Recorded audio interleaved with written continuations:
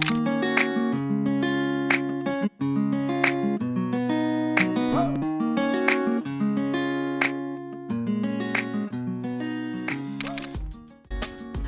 guys, and today I'm going to start a new series of how-to videos, and I should have done this before, but I kept on putting it off and I never given an excuse that I never got time. But now I've got time, and what's kicked it off, what's instigated this, is that tonight I'm going to go out and do night photography. Now I don't want to confuse night photography with necessarily low light photography, because there are different types of very low light photography and there are different tools you need. So I'm not talking about those situations where you might be at a wedding, low light in a dance hall, where you might use a flash and so on. Not talking about that. I'm talking about night photography, when we're going out photographing nightscapes across the built cityscapes at night, where we need a specific set of tools if we're going to achieve a beautiful picture.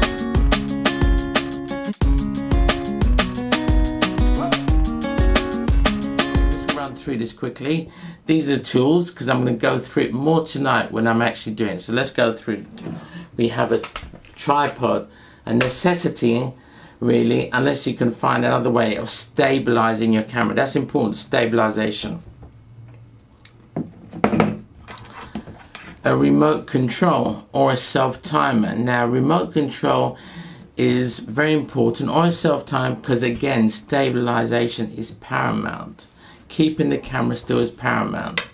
Or, as many phones and cameras have Wi-Fi connection, you can use a remote control via phone.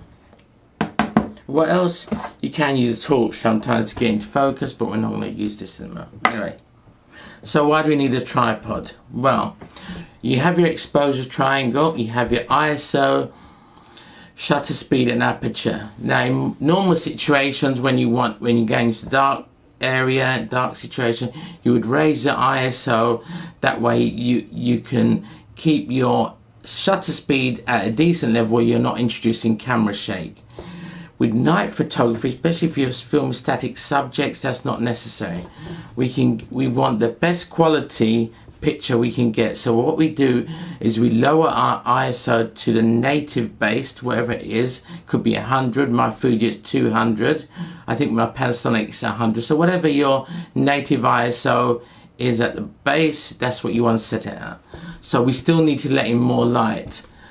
Right, what we do then, instead of raising our ISO, we increase our shutter speed. Now that doesn't mean increase the number, because that's only making it faster. I mean increase the time that the shutter is open. So we're going towards the 1 second, 2 second, not the opposite way. We want the shutter open as long as required to obtain the correct exposure.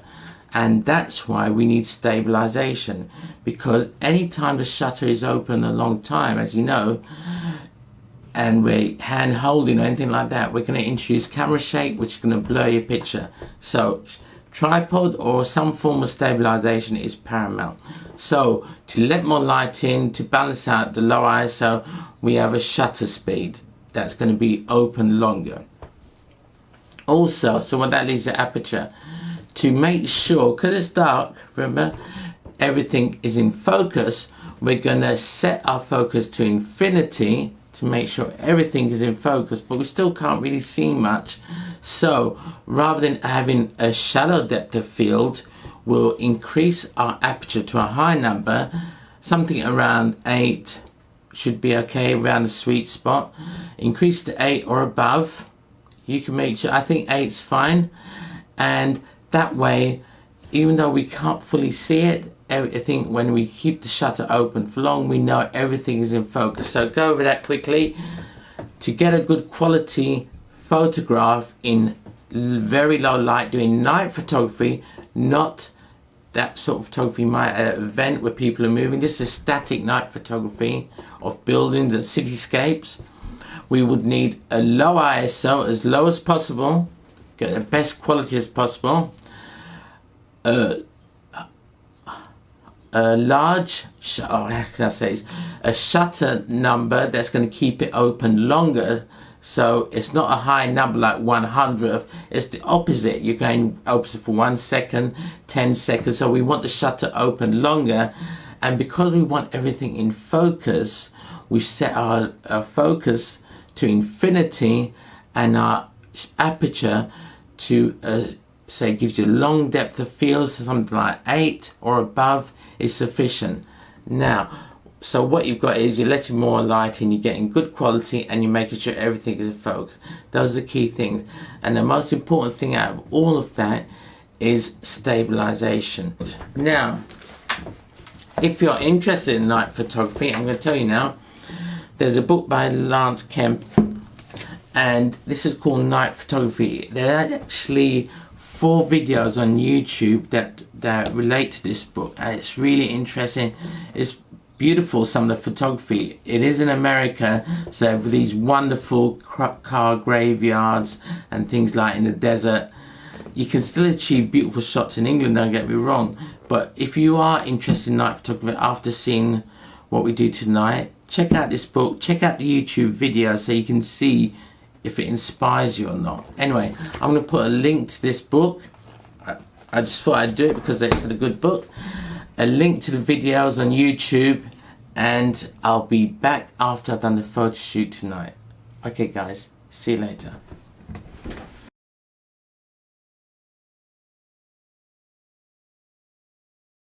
Right guys, the magic is now going to happen in a moment. I know it's pretty windy, but you can see the lights behind it. And by the way, this is John, my friend. He's come with us, Pete and myself. See you again. I'm just introducing you. You can say hello, John. Oh, hello, John. There you. So I'm here with John and Pete, and you can see the lights really becoming vibrant. The light is reducing in the sky. It's getting darker. You're going to see the lights pop once it really does get dark, and we put some long exposure photography into action. So let's give it another 20 minutes and I think we're there. Guys, as you can see with my camera, what I've done, I've had to jack the ISO up high because I'm moving and I want to be visible in on this video. I've had to jack the ISO high just so I'm visible. But on the camera I've done the opposite.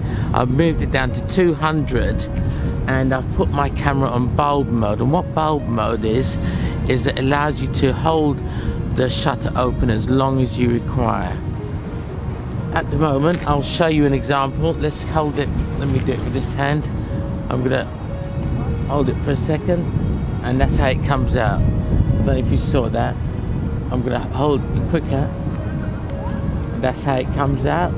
And then numbers. Let's hold it for 3 seconds, and it comes brighter. So the longer the shutter's open, the brighter the photo's gonna be. So we're just gonna let it get a little bit darker before we start trying to take some photographs, because at the moment we're in the blue hour, but the sky's still bright. Still got some. It's not gone completely dark yet, so we'll just wait and see what happens.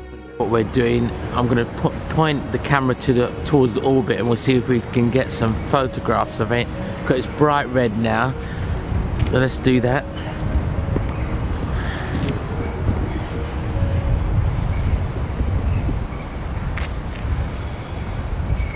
Now you can see it in the background.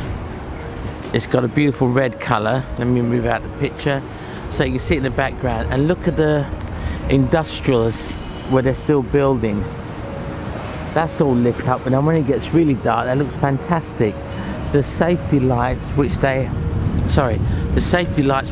on the cranes for aircraft actually looks amazing at night. I've driven past this area numerous times, and that's what I love about night photography. It looks like a different world when it goes dark. We all know what it's like. It never looks the same in the dark, and that's the same for this area. It's going to look fantastic as long as we don't get mugged and all our camera gear gone. Right guys, I'm going to tell you the exact setting that I'm going to use, so let's hope that helps. Oh, I can see myself now. Right, I'm on bulb mode, ISO 200, which is my base ISO, and aperture f9. So f9, so I can get a shallow depth of, a wide depth of field. Now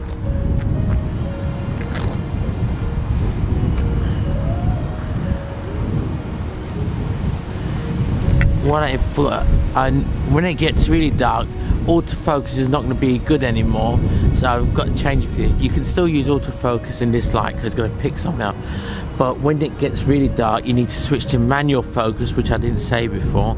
I do apologize, forgot about that. So you switch your camera to manual focus, focus to infinity, then give it a shallow wide depth of field. But at the moment it's bright enough, autofocus will pick up the object. So again, I'm on bulb mode. I'm going to try 1 second. I think that'll be enough at the moment. And F9 and ISO 200. So let's give that a go.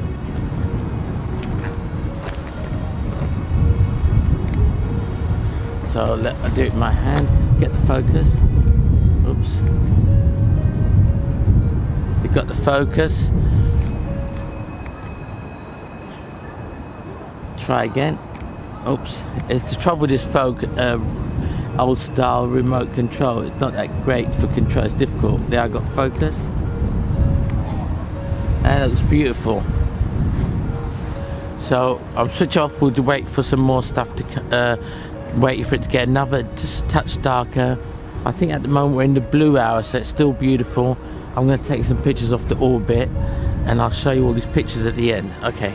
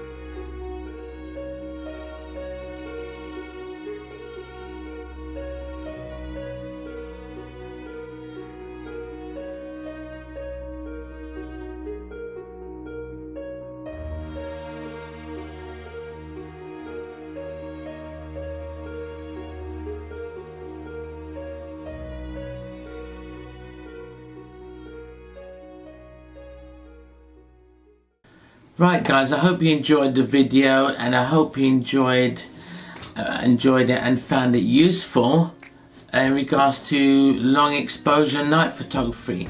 Now, long exposure can be used for other sort of creative ideas, not just night photography.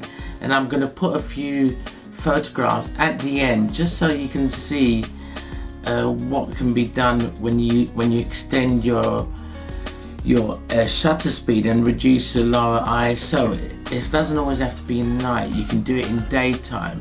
But I'm not going to talk too much about that because I want to leave that for a separate video, which I will do after we've done low light, which is going to be the next video. So keep a lookout for that. This is long exposure night photography. We're doing low light photography, and we'll do what creative different techniques you could do with long exposure and in low light. So we'll finish off with that. So there'll be 3 videos coming up soon on the subject of low light and long exposure. Right guys, you hear a lot of photographers saying you need to get into manual, you need to get into manual, and sometimes that forces people, well, it pushes people, put them under pressure to get out of any program mode or shutter priority into manual. That's what it did for me, and I rushed into it. Within a week's time I was doing manual. I didn't know what I was doing in manual, but I was still using it. But it helped me learn quickly what I wanted, how to use manual mode. What I'm going to suggest, if you are one of those people, you're a beginner, or you just want to, you're not using manual setting mode, and you do want to, you don't have to, but if you want to, why don't you try this just for an exercise for a week? Set your shutter speed for 1/125th of a second and leave it there. Don't touch it after that for a week. Set your aperture to f5.6. Now leave those 2 settings where they are. The shutter speed will generally freeze most general and average movement. So it'll freeze the person who moves their hand while they're talking to you, or your street photography. It won't necessarily freeze a car, but we're not worried about that. It's just an exercise. So it'll freeze general movement, people movement. So yeah, that will keep most things sharp and not blurred. f5.6 is a good point. It'll be, you can generally work with that. It's not too shallow depth of field, and it's just enough to keep most things in focus as well that you're going to be wanting photographing. So it's a midpoint. Now what you're going to do, you're also going to, well, forget about everything else, just the exposure triangle. You're going to use your ISO and only your ISO to achieve the correct exposure. Now what that will do, if you use it just your ISO, you'll soon find and get used to what the ISO does and what are the benefits of keeping it low and what disadvantages of keeping it high, and where sometimes you have to sacrifice the disadvantages just to get the shot. But either way, if you do it every day for a week, you'll get to learn the ISO. And if you find that useful, we'll move on to another way, a next step. So then you can add your ISO and another step into moving towards manual. But for now, just do 1/125th of a second for your shutter speed and leave it there no matter what. Then your aperture f5.6, and only use your ISO to achieve the correct exposure. So try that for a week, let me know how it goes, and don't forget the photographs that I'm putting after this video now, after I finish talking, just to give you an idea of how you can use long exposure in environments where it's not nighttime, just to give you, so it shows you how you can be creative. It doesn't have to be night. And also all the pictures that I put from night photography were all unedited completely. I do want to boost them, and some of them came out rubbish, but it just shows you what you need to do. You can see the settings, so they're not there to be great photographs. It was windy anyway, a hell of a windy day, and a lot of shots were getting slightly blurred because of the movement of the camera. And then also the wind was so heavy it broke one of the tripods, so you can see how strong the wind was. Anyway guys, hope you enjoyed that. The next tutorial I'm going to do is low light photography when photographing subjects that move, like people in a wedding, in a whole dark hall, those sort of things, you know. So look out for that. Then after that we'll do a short tutorial on how to be creative with long exposure, both in low light and in bright light. So keep a lookout for that. As always, I appreciate your time. Do subscribe if you haven't already, and please give me a thumbs up. I hope you like my tutorials. It's a new thing I'm doing. I'm trying to relaunch the channel, so give me some love and give me a thumbs up and do subscribe. Alright, have a nice weekend guys. There'll be a video coming out on Tuesday as well. A really interesting product. Keep a lookout for that.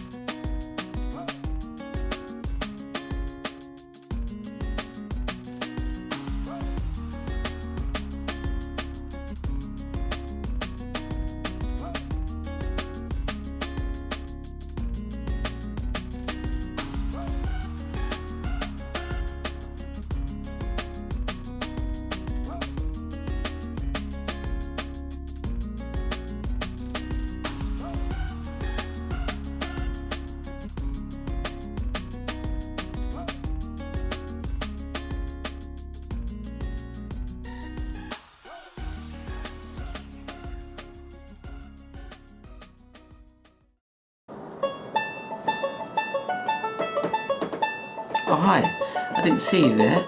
Well, I hope you liked the video, and if you want all the updates and when new videos come out, please do subscribe. Anyway, thanks again for watching, and I'll see you in my next video.